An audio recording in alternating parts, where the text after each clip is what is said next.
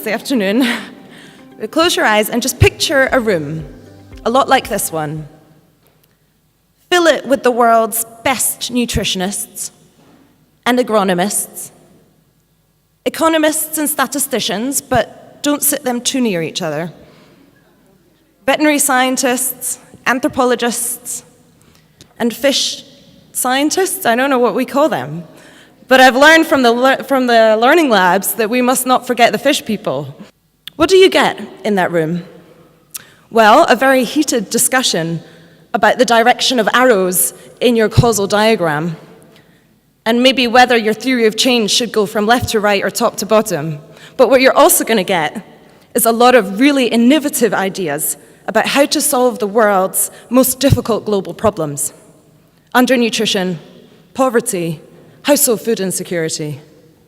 Despite a huge amount of work on these and trying to find these solutions, we're still trying to find the answers, because it turns out that these problems are really, really, really hard to solve. So this session, excitingly, is going to give us some of those answers. How can we tackle malnutrition? What role can agriculture play?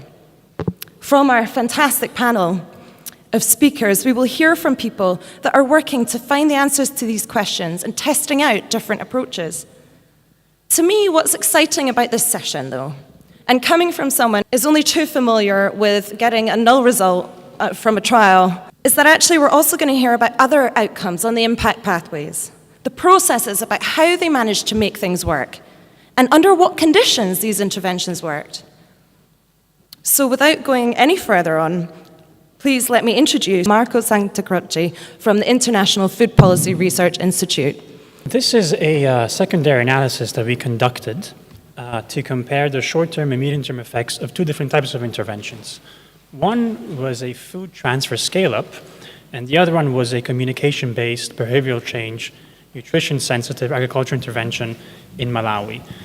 More specifically, in the south of Malawi, in the Zomba district, the data set that we use comes from this BCC intervention, which was the NEEP study, and Aulo Jelly will talk more about the NEEP. It was a BCC that tried to foster greater diet diversity and agricultural production diversity of households with children from 3 to 6. So let me try and give you a concise overview of what happened. Towards the very end of the January 2015 production season in Malawi, Mozambique, and Madagascar suffered from extreme flooding. The flooding in Malawi caused almost $500 million of economic damage to the country of Malawi and greatly devastated crop yields. And this was right before the green harvest, which is the early harvest, and the subsequent main harvest. What happened was that the government of Malawi assessed the situation, and they identified that 2.8 million people were likely going to be food insecure in the upcoming lean season, and therefore, partnering up with development agencies, they set up the Malawi Vulnerability Assessment Committee, the MVAC, as a response to this crisis. One of the responses was this massive scale-up of food transfers. In September 2015, we conducted the baseline survey of our BCC intervention. 6 months later, we conducted a midline survey, and then 12 months later, from the baseline, we conducted an endline survey. And all throughout that year, you had NEEP planting, which was the promotion of more nutritious crops and the production and the consumption of these. The midline survey coincided pretty much perfectly with the peak of the lean season, when maize prices really reached a peak, which was around February, March 2016. The MVAC scale-up, so the food transfer scale-up, started about in November and lasted up until February, March. And this is the food transfer that we assess.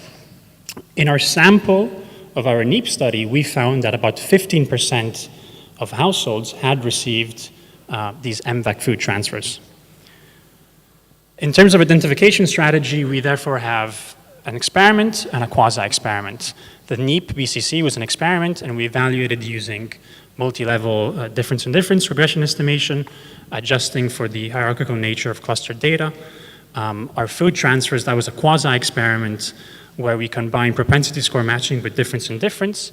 So first we estimated a probit to estimate the program likelihood into the transfer program, and then we used kernel propensity scores, difference in difference, to infer treatment impact with robust standard errors for 1,000 repetitions bootstrapping.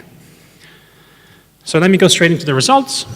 First of all, given the theoretical framework of the impact pathways of these two interventions, we would expect to see an impact on dietary diversity and agricultural production diversity. Certainly for NEEP, because these were the two primary outcomes of the NEEP study, but also for MVAC transfer, because they provided a basket of goods, mostly maize, beans, and oils. We were also curious to know what happened in terms of poverty and asset accumulation. We suspected that the provision of food transfers during the lean season could have reduced the sell-off of assets to procure food as a coping mechanism. And so we chose pretty much 6 indicators plus our standard anthropometric outcomes. Now, what we found, the two interventions are very different by design. Food transfers were incredibly effective at reducing food insecurity in the immediate and short term.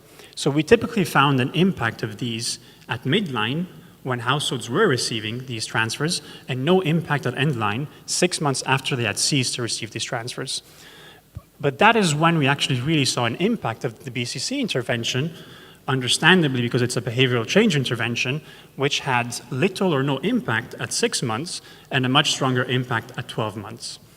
So in terms of household dietary diversity, we see an impact at midline of our food transfers, almost half a food group more in terms of consumption, no impact of our NEEP, and it's only at endline that we see that NEEP has an impact, and there is no impact on our food transfer program.